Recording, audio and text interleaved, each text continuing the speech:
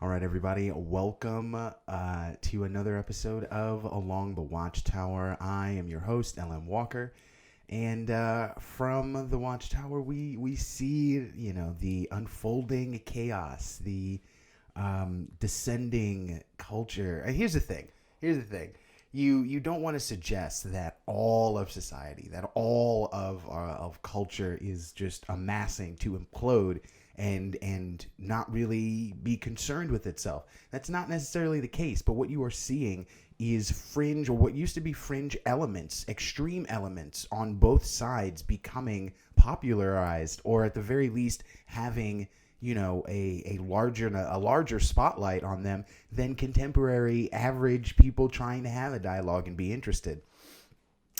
Today, before I continue to go, is Friday, February 12th, 2021. I was almost going to say 2001. And yeah, Gina Carano.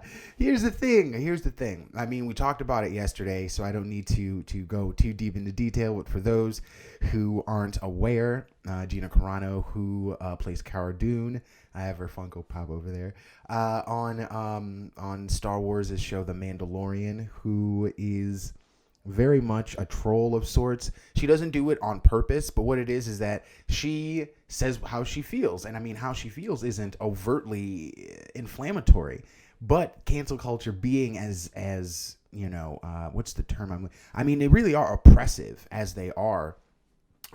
They were basically just kind of wielding whatever she said against her, no matter whether it was justified or not. And it was never justified. Like, for example, the picture of the Nazi rally and everyone's doing the Sieg Heil salute. You have the one person that's not. Very akin, actually. We can kind of analogize that to the picture at the Olympics of the three Olympians, and they're doing the Black Power fist, right?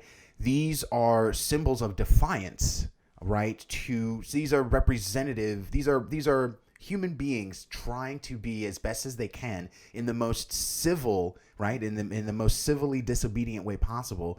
They're trying to be like beacons of decent humanity, right? I mean, we look through history, and whether it be Gandhi, and yes, I know he was a pedophile and things like that. I understand that, but be that as it may, he was still able to free India nonviolently.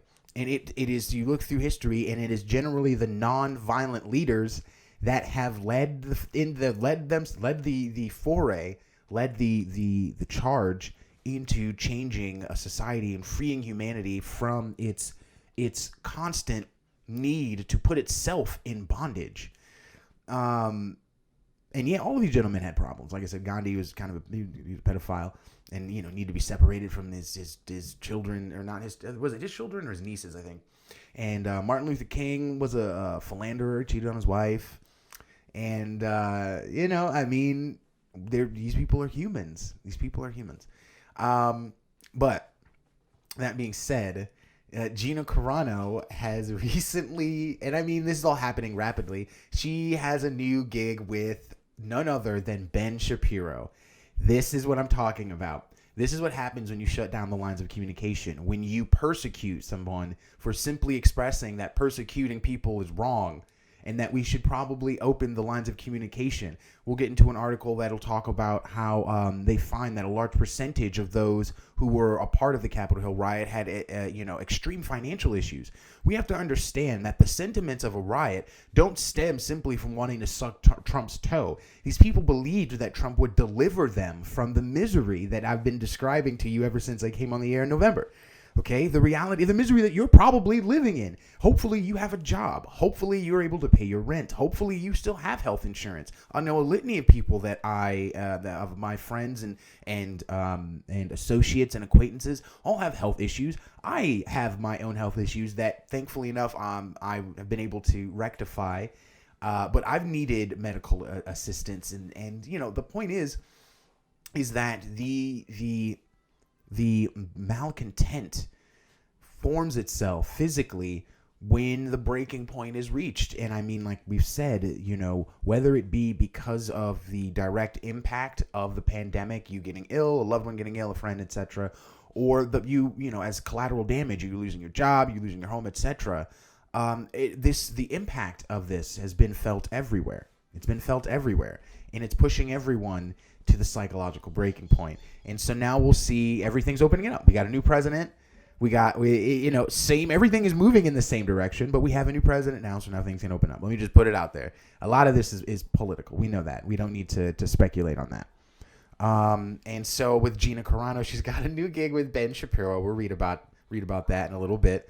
I'm not sure if it's a movie gig or radio gig. I just caught it as I was coming on.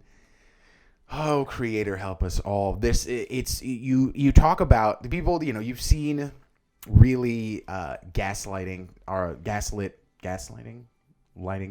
you've seen articles where there is this straw man argument made, like, oh, down the YouTube rabbit hole they go and they become extremists. And it's like, no, this is how you create extremists. When you silence people trying to ask questions, trying to present alternative means of discussion, alternative avenues of debate, and not inciting hate, not encouraging violence, just speaking, and you shun them and you ostracize them, what do you expect to happen? And this is across the board. What do you expect to happen? You leave no other avenue, no other approach. So that being said, let's get into it. I hope you're enjoying your Friday. Got a 3-day weekend coming up. Please like, share, and subscribe if you like what I'm doing. Trying to get better at this every day. Let's get into it. Troubling times. Always troubling times. But, I found this. By the way, I recently discovered you cannot begin a screen capture on Windows using the screen capture Windows desktop feature, whatever such, the Game Center feature, on Twitter. Like, you can't begin a recording on a web page of Twitter.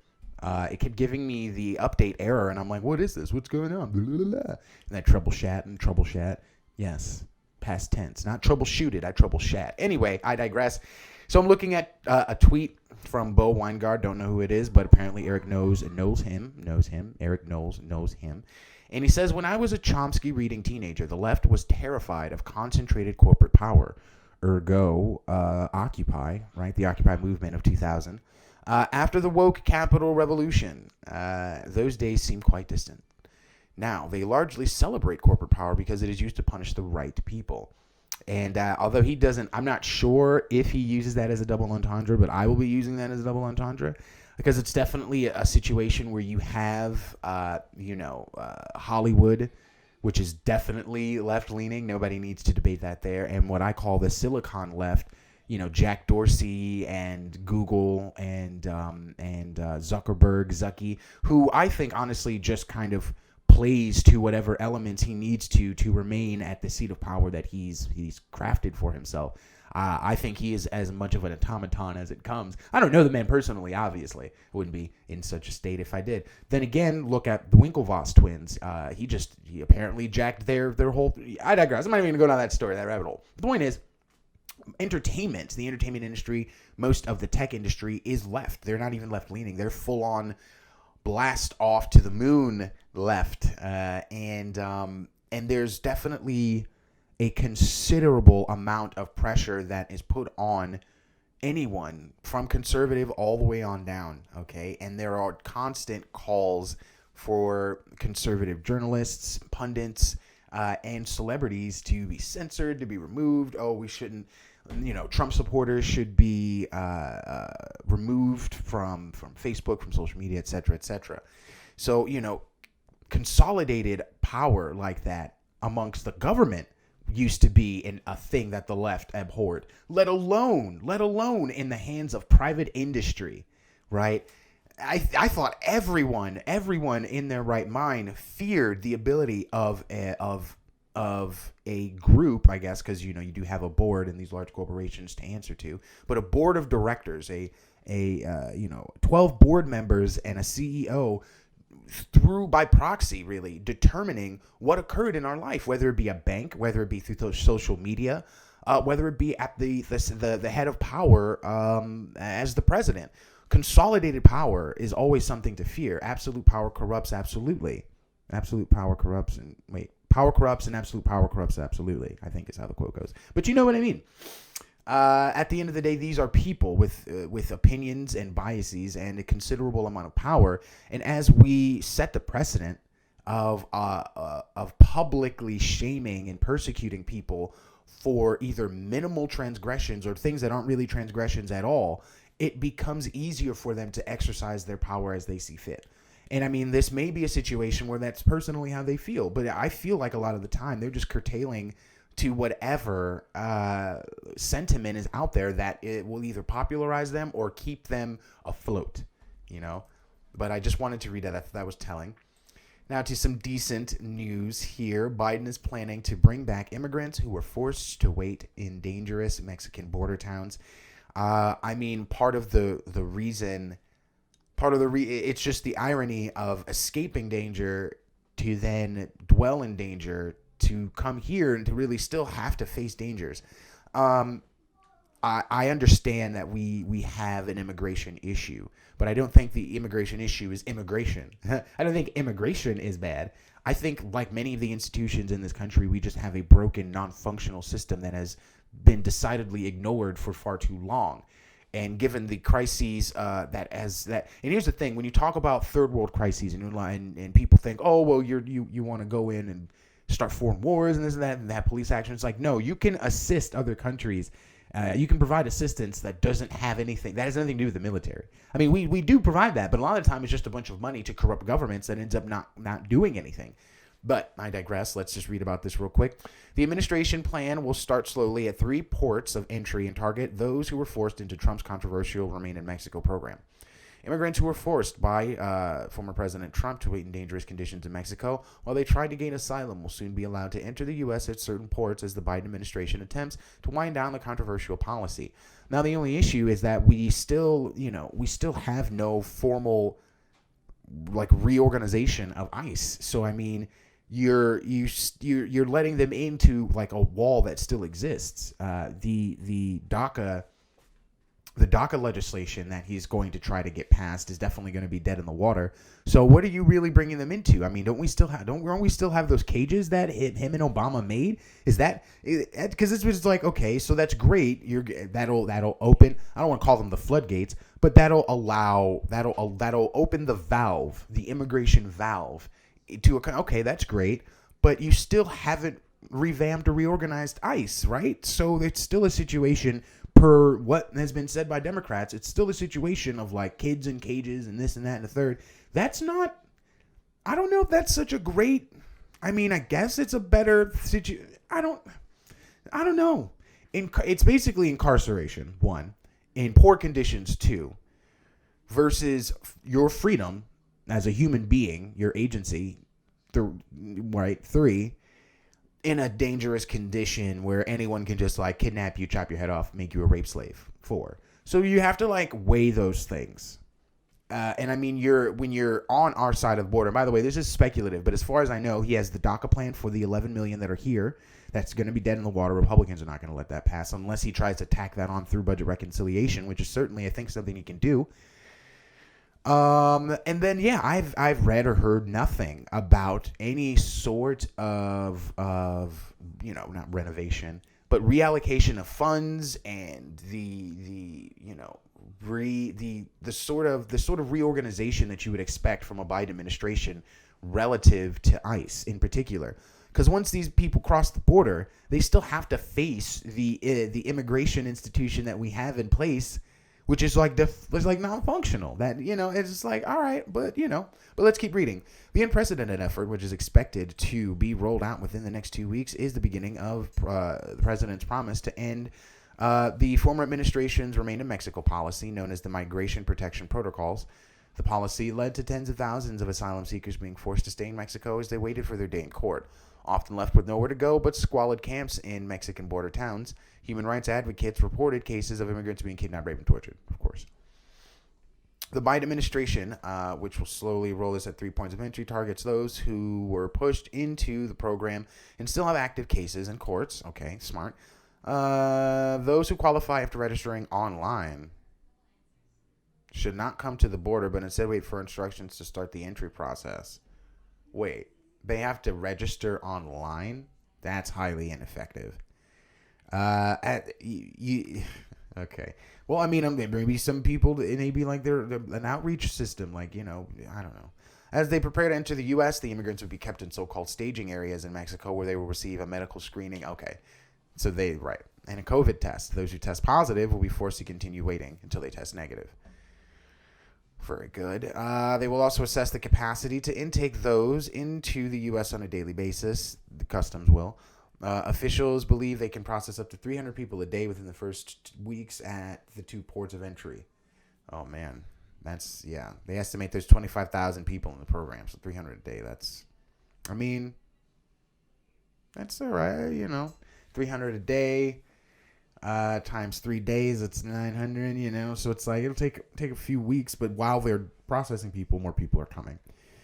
So, some good news. Kind of take what you can get these days. Let's get into the bullshit. I often mention, like, hey, the rhetoric that we saw is the same type of rhetoric that you see at political rallies. You still see it, still hear it. Unearthed tweets show Jamie Raskin, Joe Biden saying "fight like hell," things like that, obviously.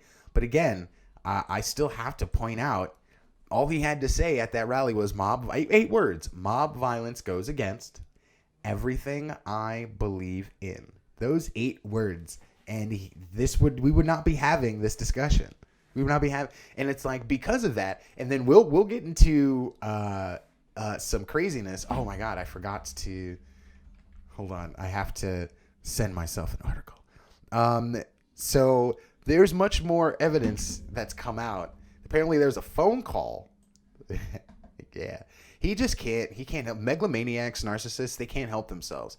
He had to have known he was being watched, being recorded, and he's still like, okay, let me just keep it together.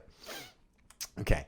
So, you will never hear me, subscribe to this idea like, oh, he conspired and created. Like, no, that's not what it is. He very much knew, and I forgot which representative said this, but he basically opened a door and left. He opened a door, dropped a grenade and walked away. Well, he didn't drop the grenade because it's still. He just there was this game of hot potato, and he just kind of kicked the potato their way and just let it be. When all he had to do was temper them from the beginning. Yes, this is something we love. This is our nation. This is our election. They're taking it from us. But remember, mob violence goes against everything I stand for. That boom, there you go, boom, right there. There's a reason why those words, those very choice words, or anything resembling them. And mind you, I will, for posterity, I will admit, I have not seen the rally in its totality. I don't got time like that. But from what I've seen, the extent that I've seen from the different speakers, it's not like you have people saying yeah, man, go to the Capitol, burn it down, hang them. But there's some very choice words, like Giuliani saying we should have death by combat or vote by combat or whatever, election by combat. It's just what are you doing? What are you doing? This is again like Gina Carano, right? You're saying things that people that you obviously as this sweaty Smeagol type creature, right? Obviously, you don't want to do any trial by combat. Obviously, he's not calling for violence, but in that very provocative language, right? In a time where everyone is waiting for you to say stuff like that, they're calling you Nazis. Why antagonize, right? Why give them ammunition, right? So let's read. Republicans on Wednesday dug up past instances of Democratic House impeachment managers and Biden using the words "fight" or "fight like hell," one of the key allegations against former president at his Senate trial. And this is a mistake that I think prosecutors are making, where all they have to do, and then some of the stuff like this right here, New details about Trump-McCarthy shouting match shows Trump refused to call off the rioters. And I don't necessarily like that headline, but that's essentially he refused to like go on and say anything. He could have said anything. He refused to say anything. He just let it take place. That's the whole thing about it, right? He just kind of moved out of the way and let that train bulldoze everyone else, right? So the whole thing about arguing the rhetoric, using words like fight like hell, like, no, that's not going to work. That's a First Amendment execution. He didn't ask anybody to go and like hurt anybody. That's not what happened. However, he was well aware of the level of influence that he had on this group, on this mob. And even if he didn't, as the president, he took no action whatsoever. It's completely they mentioned it is a dereliction of duty, very much so. When you play, and that's an easy frame to place it. It's like, okay, at the very least, it's definitely a dereliction of duty when he's on the phone with a Representative McCarthy. He's on the phone with this guy, and the guy's like, hey, man, do something. Say something to these people. You know these people listen to you. And literally, we're going to read, Trump's like, who the fuck do you think you're talking to? It's like, what? Okay. All right, Thanos. I got you. I see where you're coming from. All right. Fucking Palpatine. All right. See, I see that. That is a megalomaniac. That is the narcissism coming out. And that is with no filter. He never has a filter anyway. But you know what I mean? Yeah. So the Save America PAC's Trump War Room tweeted a flashback screenshot of House Manager Jamie Raskin invoking the notion of combat to block Republican efforts to swiftly replace the late Ruth Bader Ginsburg following her death in September. The GOP rush to replace Ginsburg is all about destroying the Affordable Care Act, women's health care and reproductive freedom, and the voting rights and civil rights of the people. We must fight like hell to stop this assault on health care and the Constitution. I mean, that didn't turn out to be the case with the replacement, but I agree. You should fight like hell to keep your... Like, this should not be the approach. And see, the thing is, you don't want to suggest, like, oh, well, they want to take this approach to eliminate alternative avenues of dialogue, right? If they can frame all conservatives as being Trumpists, that eliminates really an entire side of the argument, even though there are a plethora of sides to anything. In this two-party system, that eliminates the discourse for an entire side of the coin. And that's something that you have seen throughout history. That's a game that people play with each other. If you can frame someone in an unfavorable light, it's not going to matter what comes out of their mouth. Period. Let's continue reading. In another tweet unearthed by the Trump War Room, Raskin exhorted, "This is our democracy. Fight for it." In 2017, while calling for a probe into Trump's alleged ties to Russia. A 2019 Atlantic magazine interview featured Raskin saying of Trump's presidency, "Let's hope for the best, be prepared for the worst, and go fight like hell for the Constitution," the Trump War Room tweeted. And a 2017 article reposted on his own website shows Raskin saying, "We've got to wake up every day and fight like hell for liberal democracy, not just in Maryland, and not just in the United States, but all over the world." The Trump War Room also resurfaced a pair of 2017 tweets in which House Manager Ted Lieu put a violent spin on former First Lady Michelle Obama's famous credo, "When they go low, we go high." I like that, but I like better, "When they go low, we fight back." Ugh, cringe. Yeah, you get the point. But again, all he had to do was say 8 words, man. Mob violence goes against everything I believe in. Instead, what he did was he got into a shouting match with a representative who was scared for his life, who asked for his help. New details, let's read, about Trump-McCarthy's shouting match show Trump refused to call off the rioters, writes CNN. So, in an expletive-laced phone call with House Republican leader Kevin McCarthy, and this was his fellow Republican. Well, he's not really a Republican, but you know what I mean. While the Capitol was under attack, then President Trump said rioters cared more about the election results than McCarthy did. Well, Kevin, I guess those people are more upset about the election than you are. What? What? Oh, man. Oh, I can only imagine the smile he had on his face when he said that. Trump said, according to lawmakers who were briefed on the call afterward by McCarthy, McCarthy insisted that the rioters were Trump supporters and begged Trump to call them off. Do you really need to insist that? I mean, this is what I'm saying. This is like this to me is this is the game. This is the game being laid bare. He gets a call from this guy, from the House Republican leader, mind you. And the guy's like, help. The people who support you they're storming the Capitol. We need your help. We were in the process of hearing the challenges for Arizona. We had just begun to conduct the legal recourse available to try and save your presidency. Help us. Help. And the response is, well, Kev, I guess these people care more about this election than you do, don't they? That's like something out of a James Bond movie. It is uncanny. But that's the game being laid bare. That's him saying, well, if you want my help, you know what to do. Right? Like at the rally, he's like, yeah, it's up to Pence. And if Pence doesn't do it, well, I guess he's just letting us all down.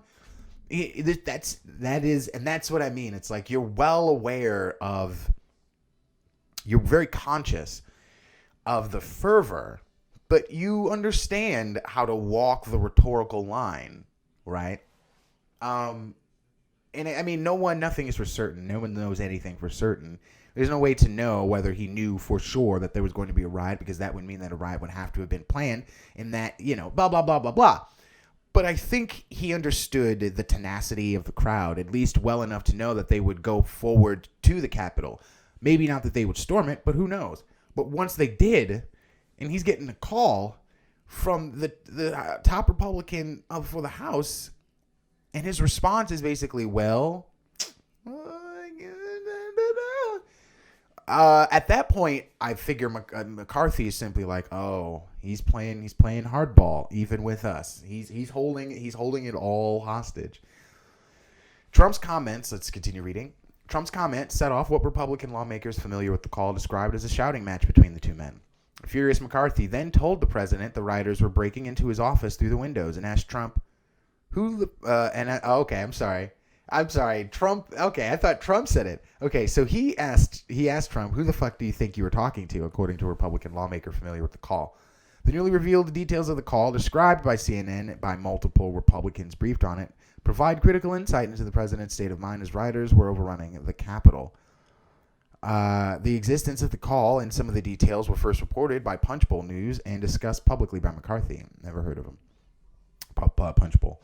The Republican members of Congress said the exchange showed Trump had no intention of calling off the rioters, even as lawmakers were pleading with him to intervene. Several said it amounted to a dereliction of his presidential duty. Exactly. Even if he had no, even if he weren't cohorting with them, he still, as president, had an obligation to do what he could. He is not a blameless observer. He was rooting for him, a Republican member of Congress said. On January 13th, Kevin McCarthy said on the floor of the House of the House, that the president bears responsibility, and he does. Speaking to the president from inside the besieged Capitol, McCarthy pressed Trump to call off his supporters and engage in a heated disagreement about who comprised the crowd. Trump's comment about the would-be insurrectionists caring more about the election results than McCarthy did was first mentioned by Rep. Jamie Herrera Beutler, a Republican from Washington State, in a town hall earlier this week, and was confirmed to CNN by Herrera Beutler and other Republicans briefed on the conversation.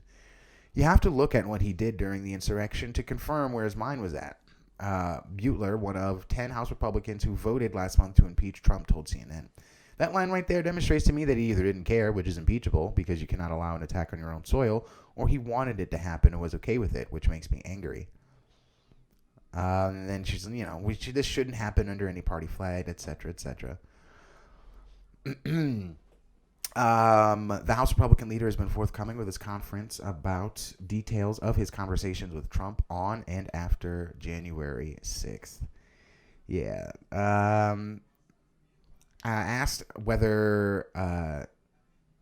So at Trump impeachment's trial on Friday, his lawyer argued that Trump did in fact try to calm the rioters with a series of tweets,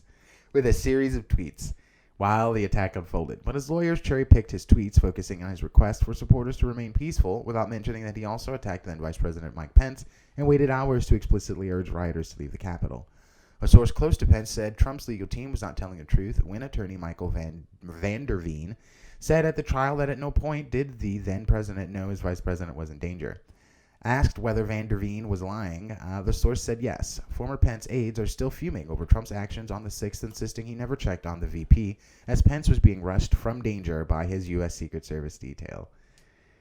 It's unclear to what extent these new details were known by House Democratic impeachment managers or whether the team considered calling McCarthy as a witness.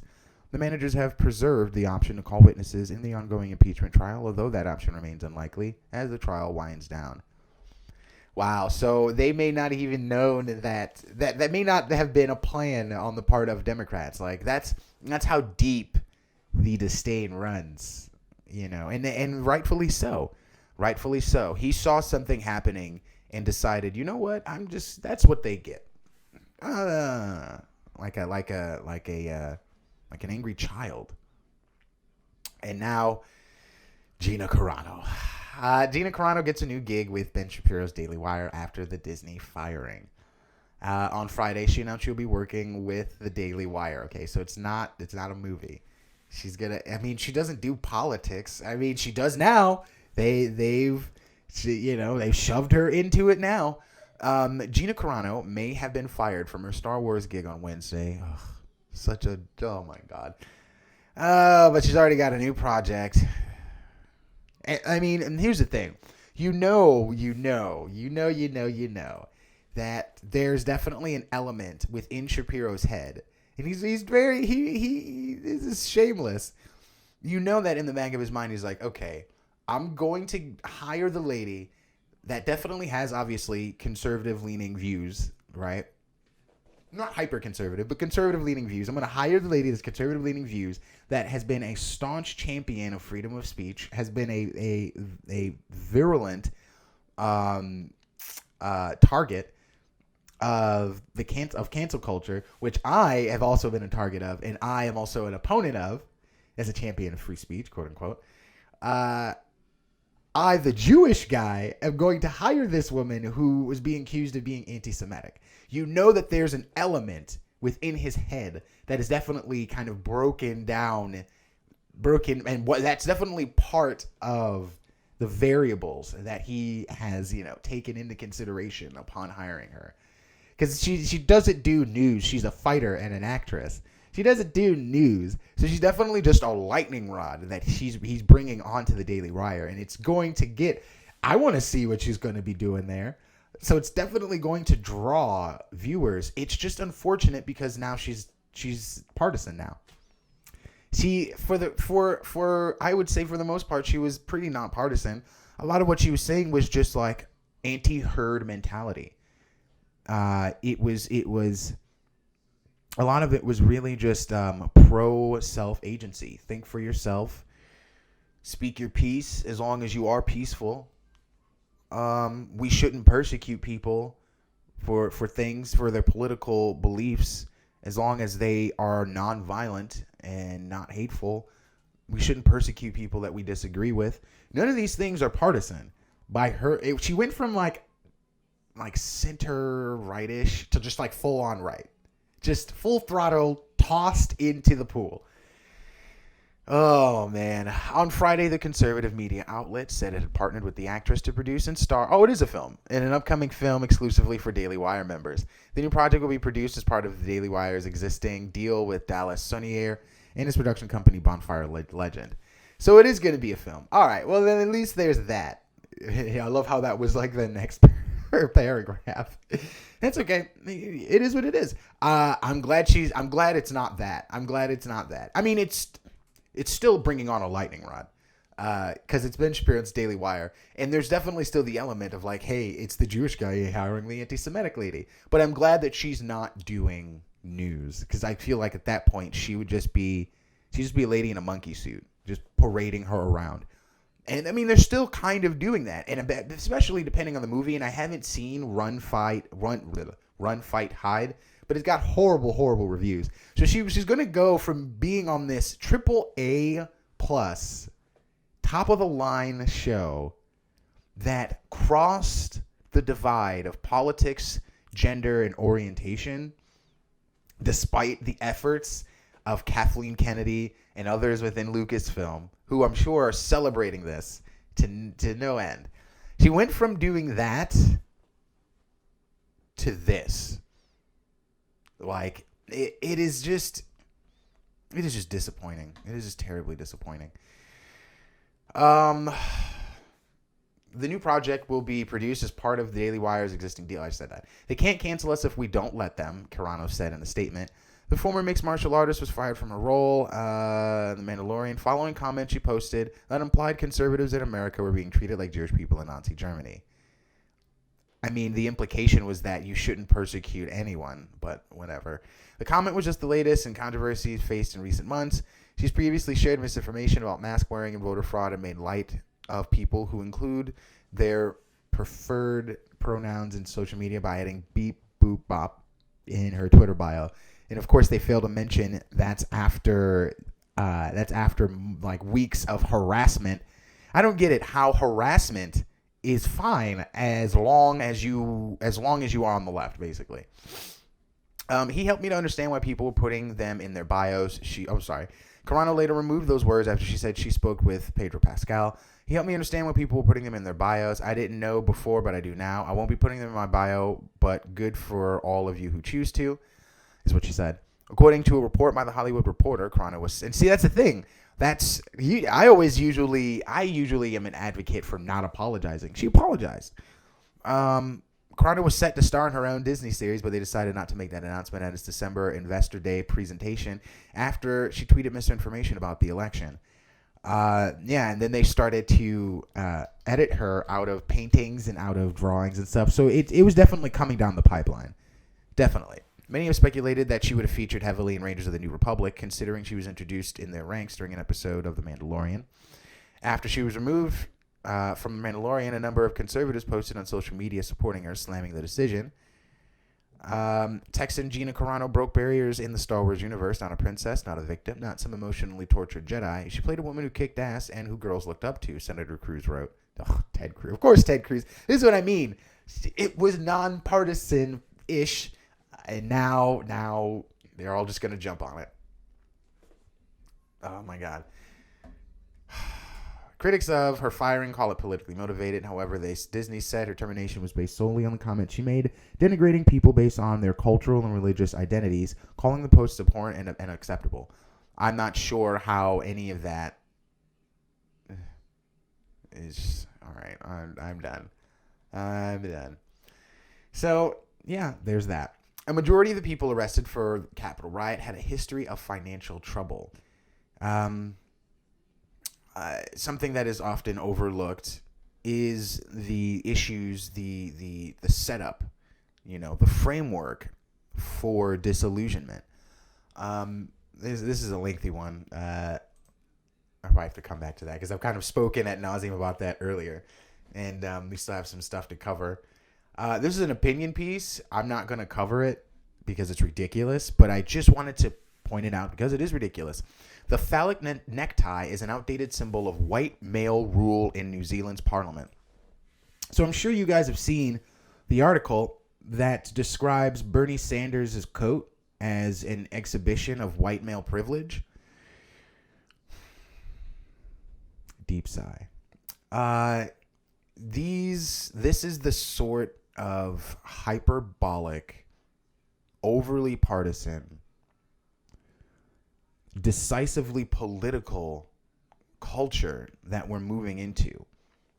It's not about the cultivation of oneself, the maturation of your identity through experience and through understanding and through like integrating different aspects of existence into you and seeing if it fits and what works and what doesn't and the building blocks and all of that. No. Now, what we do is we reach throughout all of human history on bad faith with claws, petulant claws, ready to scrape out the bottom-most, ugliest aspects that we can, ignoring anything good or decent about our species, just so that we can parade it around on a high horse, to make ourselves feel better, to ultimately be a part of something we feel is righteous, because that's really what I think most people at the end of the day want, besides a decent life and happiness, is to be a part of something good and wholesome and constructive. It is disturbing, right, when cancel culture cancels Abraham Lincoln. It is disturbing when cancel culture wants to cancel, although I understand to a certain extent, but they want to cancel the path that was created through the roles that may have been frowned upon. I'm talking about Gone with the Wind. Annie, what's her name? I forgot her name, but the first black actor or actress to win a Golden Globe was the housemaid in Gone with the Wind. For some reason, her name escapes me because I've said it a million times. But I want to say Hattie McDaniels. Hattie McDaniels, I want to say is what it is. I think it's Hattie McDaniels. Yeah, it's Hattie McDaniels. She's the first African-American actress to win an Academy Award. Yeah, the first African-American, period, to win an Oscar. So let's just cancel the movie. Let's make the movie unviewable. I mean, here's the thing. They tried to initially do that. And it's like you can't, in the age of information, like the movie's proliferated for anyone who wants to like pirate it or stream it. But just on the mainstay websites, Netflix, Amazon, things like that, etc. They wanted to be rid of the movie altogether. And it's like, well, wait a minute. In your fight for representation and proper acknowledgement for minorities, you are eliminating the movie that started it all for black people winning the Oscars. Like, you don't understand what it is you're doing.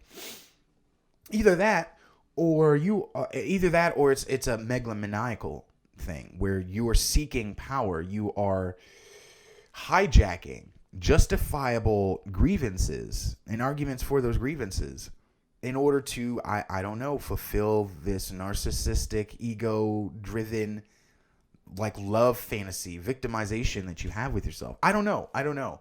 But it makes no sense, and it's antithetical to what you're claiming to be pursuing. And that's always something I keep, encouraging my listeners, my viewers, to understand about a life, about people, about all of existence. You can tell the motivation by the method. Like, man, if you want peace, you don't do it through war. Right? If you want inclusion, you don't do it by excluding everyone but your people. You can't argue and be a champion of a free and open society where everyone can be acknowledged and live as they are, except for whites, except for straight people, except for males, except for anyone who owns a business, except for cops, except for military. What is this? What is this? This is the backwards, upside down idiocracy that we live in. It is literally coming to fruition. What it is, it'll be a blend between Idiocracy and Blade Runner, right? We're seeing the neo-tech movement begin with the Neuralink and flying cars and space travel becoming commercialized. We're seeing decentralized money, which you would think would be a leg up for the average person. The problem is that we're seeing corporations reach into it, and we're seeing less people reach into it and more corporations reach into it. And with the most recent manipulation of the market that we've seen as far as the retail investor, the individual investor, to be able to reach into the stream, the well, really, that is the wealth of this country and pull out some for themselves, can be shut off at any given point. They can cut off the lifeline for us at any given point. So, yes, new money is here. New technology is here, The new society is happening right here. We're on the ground level. It's beginning right before our very eyes. All sorts of new drugs, pharmaceuticals, and yes, the pharmacological society, the pharmacological, technologically surveilled, the pharmacologically numb, technologically surveilled, and culturally oppressed society is coming. It's here. Not coming. It's here. And we're watching it, unfold before our very eyes like a budding flower unveiling before us. The chrysalis that has been the last decade has now opened into this morbid, malevolent creature. God, Creator, help us all. Trump could be fined $12 million after an Illinois judge ruled his Chicago hotel violated an environmental protection law for 3 years. Fucking good. Like, you notice a lot of the time I talk about Trump and I just laugh. I laugh because a James Bond villain, and some of James Bond's villains were, well, there was the one with the media mogul, but the whole point is, like, in the 21st century, the villains of today are those with power, and those with the most power are usually private citizens that have amassed uncanny amounts of wealth, like Zucky, and to some degree, even Elon Musk has conducted himself questionably in some cases in terms of market manipulation. But where was I? Oh yes, Illinois hotel. Yeah. Well, I mean, we don't. Whatever. I'm not gonna go into that. Whatever. White House aide suspended for threatening reporter. Okay, so this is interesting because I didn't actually read it. I forgot to get to it. But there is a report that recently came out that one of the White House press reporters was dating someone who worked for the Biden administration. So they were like, oh, well, once we realized that we actually were dating and we really were serious, we didn't want to have any conflict of interest. So she got reassigned to Kamala Harris. And it's like, that's still inside the White House. That's still a conflict of interest. So given that comfortable situation that we find ourselves in, that the Biden administration finds himself in with media, this is interesting to see this. Well, one, it's not surprising to see that the White House aide threatened a reporter. It's surprising to see that action was taken against them. But White House Deputy Press Secretary T.J. Ducklow has been suspended for a week. Oh, he got suspended for a week. He didn't get fired. Without pay after he reportedly issued a sexist and profane threat to a journalist seeking to cover his relationship with another reporter. It's this guy. Whoops. Never mind. We're just going to keep going. White House Press Secretary Jen Psaki said Friday that Ducklow's conduct was completely unacceptable. Psaki said while she had not spoken about the incident with Joe Biden, Ducklow and aides at the highest level of the White House communications team had apologized for the incident. No one wants anyone to feel uncomfortable, to be put in an uncomfortable position, Psaki said. Psaki said in a statement earlier Friday that Ducklow had been suspended without pay with the approval of White House Chief of Staff Ron Klain. Ducklow, she said, is the first to acknowledge that this is not the standard behavior set out by Biden and that Ducklow had sent the reporter in question a personal note professing his profound regret. Ducklow's personal life came under scrutiny earlier this week when Politico reported on his relationship with a reporter for the news outlet Axios, who was assigned to cover the Biden campaign and its transition. Before Politico broke the story, People magazine published a glowing profile of the relationship. It was the first time either one had publicly acknowledged the relationship. Instead of pressing them on the conflict of interest, they gave it a fluff piece. On Friday, Vanity Fair published a report citing two unnamed sources that Ducklow had threatened the Politico reporter to try to suppress the story, telling her, "I will destroy you." Psaki White House Communications Director Kate Bedingfield, and that's how politics really goes. See, I love how you get these glimpses behind the scenes. That's how politics really goes. Everybody needs to. I'm going to go watch House of Cards right after this, because it's really not the West Wing. It's not as bright and colorful as all that. Director of West Wing operations were all reportedly involved in conversations with political editors about the incident. Psaki said that when Ducklow returns, he won't be assigned to work with any political reporters. Yeah, I bet. And so Donald Trump's White House was known for an adversarial relationship with reporters. Yes, most White Houses are known to be adversarial. The whole idea of a White House press secretary is to spin bad news and to control the flow of information about the administration. Just like the role of the DCC, the Director of Communications, is to make sure that all not media, but all communication coming out of the White House is effective and not inflammatory. Like, it's the DCC who's supposed to run your Twitter account, and it's like somebody dropped the ball last administration. But we read about Enrique Tarrio and not Kyle Rittenhouse. What's his name? The guy who split from the Proud Boys. His name is Kyle. Oh, I got it. Kyle Chapman, not Rittenhouse. Chapman, but I'm sure he was there for Rittenhouse. Kyle. So we know that, and this happened. I brought up the article. This happened back in November. Okay, before the election. This happened back in November. So back in November, we know that the group split. The group being the Proud Boys, and we have folk. The Fraternal Order of Alt Knights. Fucking clowns. So I found this interesting. Oh shoot. Hold on. Proud Boys split. I was just reading an article that claimed that claimed that the group split after the riot. And I'm like, wait a minute, that's not what happened. The group split months ago.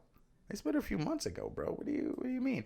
But this is what I'm saying about the skewed narrative. This is what I'm saying about the lack of information. And it's USA Today. We don't know if it was a lack of information or, if there's a concerted effort here being made and they just, they're trying to skew the narrative per usual, which is always my go-to. I'm searching. They have no mention of November or it happening. They said that it happened after the Capitol riot, which we know is not true. Okay, that happened. The article from the Sentinel, November 11th. The riot was January 6th. So it was a few months well before the Capitol Hill riot. Now, what does that suggest? I mean, the whole thing about it, we'll read the article. We'll see what it suggests. Fair warning, though. But that being said, Enrique Tarrio was an informant for the FBI. And we're coming to the I just noticed we're coming to the end of the show. So we'll definitely didn't get to the China news, didn't get to the COVID news. Damn it. Damn. Armored vehicles drive over Chinese troops in trust exercise. China conducting covert biological weapons research. State Department says China has done human testing to create biologically enhanced super soldiers. Now, some of these articles I've read before, but I just wanted to paint a picture of China because China is Biden's biggest clean energy partner. I'm reading the itinerary. No room for debate. Beijing imposes sweeping pro-China curriculum, but that's within China. But yeah, there was some China news. But yeah, the CDC said there's strong evidence in-person schooling can be done safely. Gee golly willikers. Yeah, Cuomo New York venues can open on the February 23rd. Oh my creator, gee golly. CDC endorses double masking as COVID vaccinations continue. So there's some of the headlines here, but we are coming down to the end of the show, so I do just want to cover this briefly. My whole thing about Enrique Tarrio is his name. Good. You had a consolidated group of violent white nationalists. Someone needed to tell on these people. Someone needed to tell. Someone needed to say something. And who better than the leader? Well, because remember, you had the Proud Boys, which are self-proclaimed white chauvinists. Or sorry, not white chauvinists. They are self-proclaimed chauvinists, which are nationalists essentially. Zealous nationalists. And then within them, you had the military arm or whatever such, the Fraternal Order of Alt Knights. Now, I make that distinction, but the fact is that you were still affiliating with a group of violent white supremacists. I would see him on like Tim Pool and other shows, other conservative shows, and he always seemed like a reasonable person. I understood from a certain perspective where he was coming from as far as wanting better for this country. But I always thought, well, I don't think the Proud Boys is the group that you should be doing it through, especially given, Gavin McGinnis and, again, standing by a principle and a policy is different than standing by a person. I've always thought Gavin McGinnis was ridiculous, but there were some things that I thought that I felt that I could definitely stand toe to toe with him on. That being said, I always found it weird and questionable why you, as the leader of the Proud Boys, would allow the folk to exist. He was an informant. So real quick, Enrique Tarrio, leader of the Proud Boys, has a pass as an informer for federal and local law enforcement, repeatedly working undercover for investigators after he was arrested in 2012, according to a former prosecutor and transcript of a 2014 federal court proceeding obtained by Reuters. In a Miami hearing, a federal prosecutor, a Federal Bureau of Investigation agent, and Tarrio's own lawyer described his undercover work and said he had helped authorities prosecute more than a dozen people in various cases involving drugs, gambling, and human smuggling. Human smuggling, really?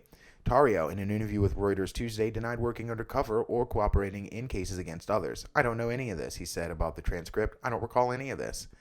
Law enforcement officials in the court transcript contradict Tarrio's denial. In a statement to Reuters, the former federal prosecutor in Tarrio's case, Vanessa Singh Johans, confirmed that he cooperated with local and federal law enforcement to aid in the prosecution of those running other separate criminal enterprises, ranging from running marijuana grow houses in Miami to operating pharmaceutical fraud schemes. Oh wow, they were like a mob.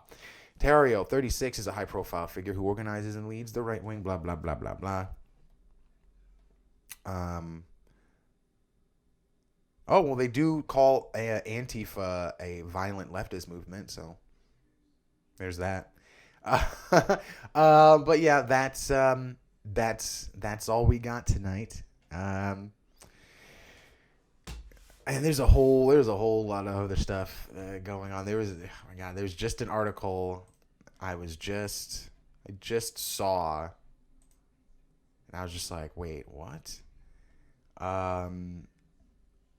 You know what? Never mind. All right. Yeah. Sometimes it's just too much. But yeah, we will be back on Monday. It'll be President's Day, I think, is what's coming up. Whatever. Oh, Fox abruptly cuts off impeachment manager during testimony. I always find things like that weird. But anyway, I digress. Biden warns China will eat our lunch with God. All right, let me stop. But yeah, please just enjoy the weekend. Please take care of yourself. Like, share, and subscribe if you like what I'm doing. Yeah, and just be well to yourself and to each other. Take care.